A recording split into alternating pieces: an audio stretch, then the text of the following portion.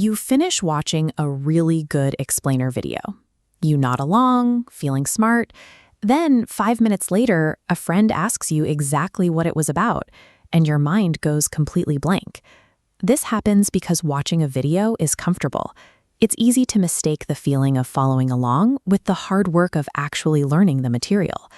To bridge that gap, we have to see how our brain tricks us, how we can transform new ideas into our own words, and why a fellow beginner might be your best guide. We waste hours on the comfortable feeling that we get it. To truly own a topic, you have to force yourself to explain it to someone else. When you read a clear article or watch a polished video, your brain processes it smoothly, tricking you into feeling like you've mastered the material, an illusion that is easily shattered the moment you try to explain it out loud. The easy part is letting information flow in. The true measure of whether you've mastered a concept is how well you can pull it back out. When you try to teach an idea, you no longer have the crutch of the author's perfect phrasing. You have to reach into your own memory and build the sentences yourself. If you struggle to find the words to describe an idea, it's a sign that the knowledge hasn't quite settled in yet. Effective teaching requires you to go beyond just repeating facts. You have to become a translator for the information. Think of this as a translation engine. You take a complex, rigid idea and reshape it into your own words, using analogies a beginner would understand. You're looking for a way to connect these strange new concepts to simple ideas you both already understand. This process is demanding. It requires a level of mental effort that can feel pretty uncomfortable. That effort is exactly what makes the knowledge stick. By doing the hard work of reshaping the information, you're training your brain to hold onto it for the long term. Studying alone is like looking down a perfectly smooth, snow-covered road. Everything looks solid.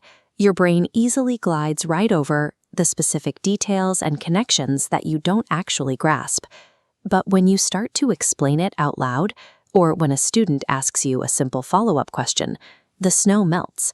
Instantly, you see the exact spots where your logic breaks down or your memory fails. Teaching works like a spotlight for your brain. It reveals the exact gaps you missed, showing exactly what you need to go back and review. We often assume that the best way to learn a difficult subject is directly from a world-class expert. But experts can struggle to teach. They've known their subject for so long that they've forgotten what it actually feels like to be confused by the basics. The fundamental steps have become so automatic to them that they effectively become invisible. If they can't break the knowledge back down into beginner terms, even the smartest person in the room can end up being a roadblock for someone just starting out. The person best equipped to help you is often a peer, someone who just learned the concept themselves.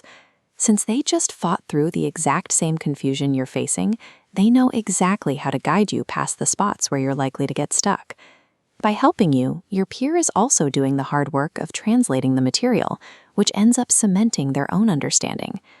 When we move past the illusion of knowing and start explaining ideas in our own words, we can find our gaps and help others do the same.